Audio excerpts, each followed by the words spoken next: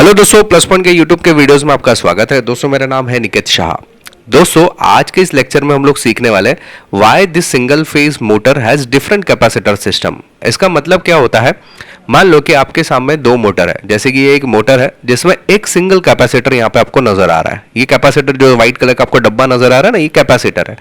वैसे ही और एक मैंने मोटर लिया जिसमें आपको दो अलग अलग कैपेसिटर नजर आ रहे हैं। तो ये दोनों ही जो मोटर है वो सिंगल फेस इंडक्शन मोटर है, यानी कि दोनों की दोनों हमारे घर के अंदर जो सिंगल फेस आते हैं उसमें चलने वाली मोटर है। लेकिन उसके बावजूद ये दोनों में डिफरेंस क्या है, इसमें क्यों एक ही कैपेसिटर लगाया गया और उसमें क्यों दो कैपेसिटर लगाया गया। हालांकि जो एक कैपेसिटर जो वहां पे सिंगल कैपेसिटर जो आपको नजर आ रहा है ये वाला, उसको हम लोग बोलते हैं capacitor start induction motor.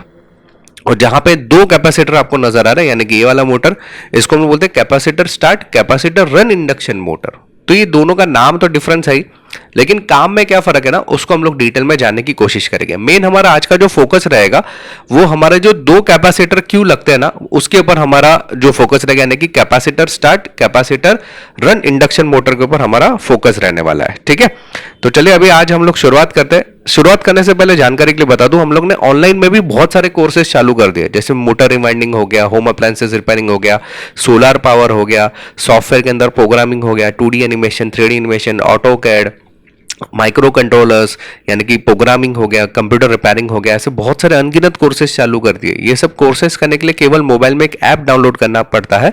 App का नाम है प्लस पॉइंट ट्रेनिंग न्यू। ये आपको गूगल प्ले स्टोर पे आपको मिल जाएगा ऐप।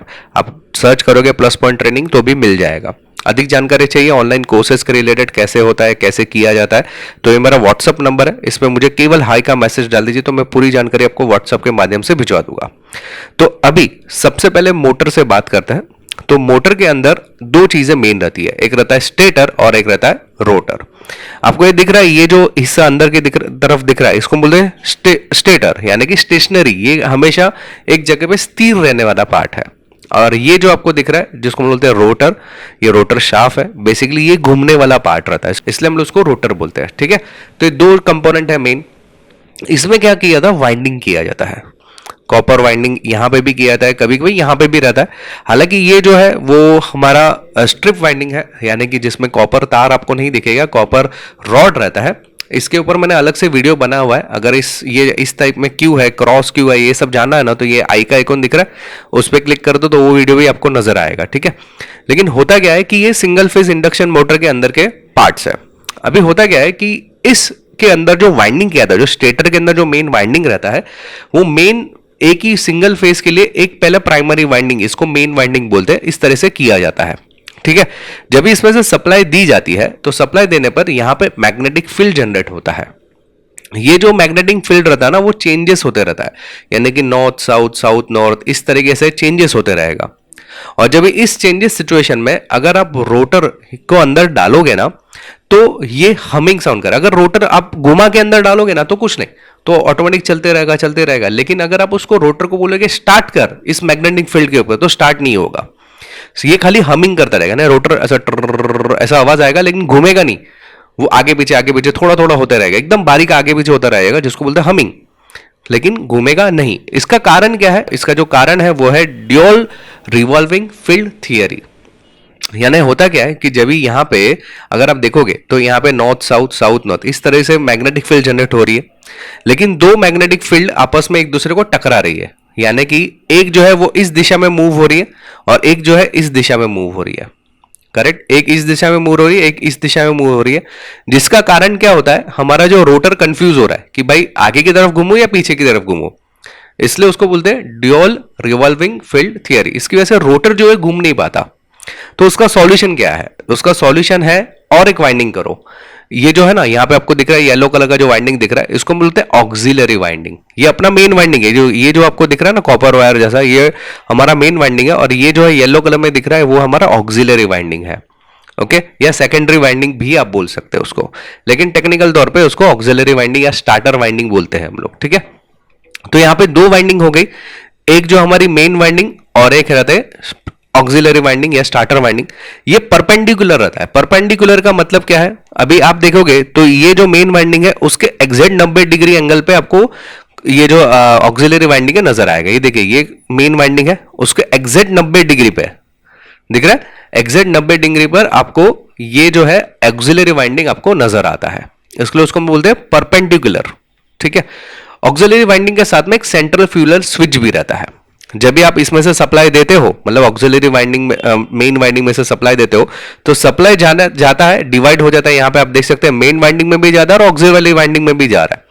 तो यहां पे भी फील्ड जनरेट होता है मैग्नेटिक फील्ड, और यहां पे भी मैग्नेटिक फील्ड जनरेट हो रहा है।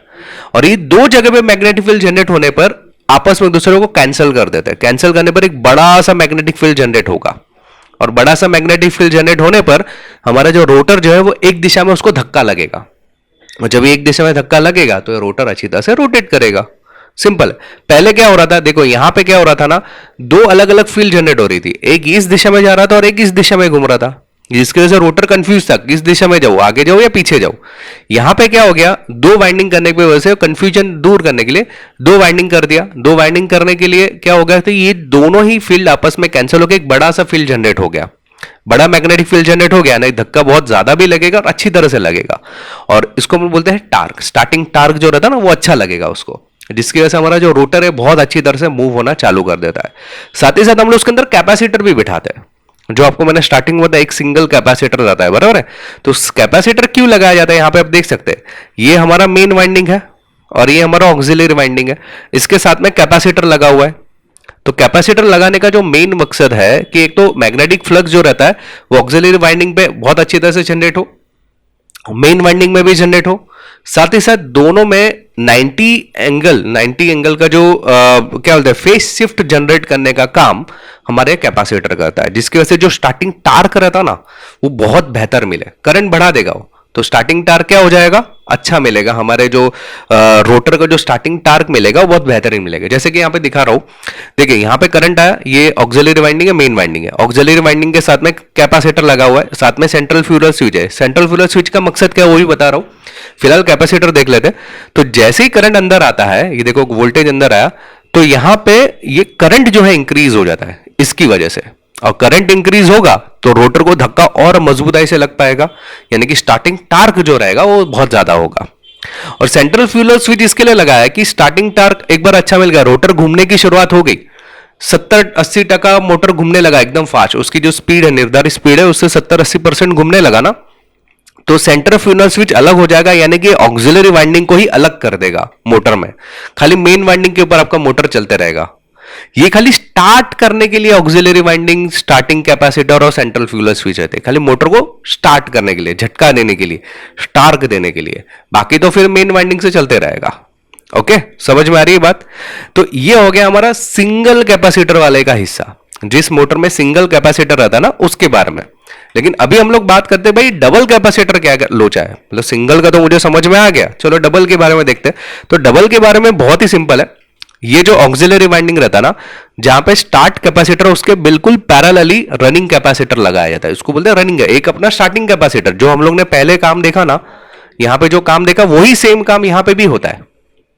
देखो मैं एक्सप्लेन करता हूं, करंट इधर से फ्लो होगा, मेन वाइंडिंग में भी जाएगा, ऑक्सिलरी वाइंडिंग में भी जाएगा, यहां पे स्टार्टिंग कैपेसिटर में जाएगा, कैपेसिटर से क्या होगा, सेंट्रल फ्यूलर स्विच कनेक्टेड है, जैसे ही मैं मोटर को चालू करेगा मोटर को धक्का लगेगा बहुत अच्छा खासा, तो मोटर रोटेट करना चालू करेगा, 70-80% हो गया, सेंट्रल फ्यूलर स्विच ओपन हो जाएगा, यानी कि ये कैपेसिटर सर्किट में से हट जाएगा। लेकिन यहां पे ये जो रनिंग कैपेसिटर है ना, वो कैपेसिटर में हमेशा मौजूद रहेगा। अभी इस कैपेसिटर का मतलब मकसद क्या हुआ, तो यहां पे क्या हो गया ना कि जो इसकी ताकत बहुत ज्यादा, ये जो है ताकत दिया तो इसकी वैल्यू बहुत ज्यादा रहती है और इसकी वैल्यू थोड़ी सी कम रहती है एज कंपेयर टू दिस। क्यों, क्योंकि ये तो एक बार 70-80% तक घूमना चालू हो गया, ये हट जाएगा सर्किट से। लेकिन ये क्यों मौजूद रहता है, तो मोटर के अंदर स्मूथिंग बना के रखने का काम करता है। स्मूथिंग का मतलब क्या है, इसमें मैग्नेटिक फील्ड हमेशा बनते रहेगा बहुत अच्छी तरह से, मोटर एकदम स्मूथली चलते रहेगा। उस पर कुछ लोड भी रखा हम लोग ने, ज्यादा एक्स्ट्रा लोड भी, तो भी ये स्मूथ करने का काम करेगा मोटर को, मोटर फास्ट भी घूमेगा, स्मूथ भी, इफिशियंसी जो रहेगी ना उसका बढ़ जाएगी। इसके लिए रनिंग कैपेसिटर लगाने पर है ना, ये ज्यादातर कहां पे लगता है मैं बताता हूं, आपके एसी के जो मोटर रहते हैं या फ्रीज के जो मोटर रहते हैं ना, उसके अंदर जहां पे बहुत ज्यादा जरूरी है स्टार्टिंग टार्क और स्मूथिंग करने का, मतलब मोटर एकदम स्मूथ चलना चाहिए, वहां पे तुम इसका इस्तेमाल देखोगे रनिंग कैपेसिटर का भी। आमतौर पे खाली स्टार्टिंग कैपेसिटर आपने देखे रहेंगे, लेकिन रनिंग कैपेसिटर के महंगे आते थोड़े से मोटर्स, लेकिन ये बहुत जरूरी है। देखो ये मैं ग्राफ में बताता हूं, अभी ये मेन वाइंडिंग है और मेन वाइंडिंग पे जब भी ये जो कैपेसिटर है ना, हमारा कैपेसिटर का जो मेन मकसद है, तो स्टार्टिंग टार्क देखो कितना हो गया, ये 0 से स्टार्टिंग टार्क बढ़ाने के लिए हमारा स्टार्टिंग वाइंडिंग में करंट किया, स्टार्टिंग वाइंडिंग बढ़ गया, ये सर्किट से हट गया। तो हमारा जो दूसरा वाला जो कैपेसिटर है, यानी कि रनिंग कैपेसिटर है, उसका स्टार्टिंग अगर देखोगे ना, तो यहां से गया और फिर मेंटेन करने का, जो स्पीड को मेंटेन करने का, स्मूथ करने का जो काम किया, वो इसने किया है। तो यही डिफरेंस है स्टार्टिंग टार्क यानी कि जो सिंगल कैपेसिटर यानी कि कैपेसिटर स्टार्ट मोटर और capacitor start and run motor के बारे में। आई होप कि दोस्तों ये वीडियो आपको समझ में आ रहेगा, थोड़ा सा टेक्निकल पॉइंट से रिलेटेड था। अगर आपको ऑनलाइन कोर्सेज करना है तो मेरा व्हाट्सअप नंबर है, इसमें मुझे केवल हाई का मैसेज डाल दीजिए, तो मैं पूरी जानकारी आपको व्हाट्सअप के माध्यम से भिजवा दूंगा। याद रखें, ये अगर आप मेरे चैनल पर नए हैं तो एक बार बटन दबा के बेल का आइकॉन दबा दीजिए, ताकि मेरे जो भी वीडियोज आएगा उसका नोटिफिकेशन आपको जल्द से जल्द मिल जाए। और आपको कमेंट में जरूर लिखेगा कि वीडियो कैसा लगा और अगला वीडियो कौन सा चाहिए, तो मैं जरूर बनाने की कोशिश करूंगा। चलिए इस वीडियो में इतना ही, थैंक्स फॉर लिसनिंग।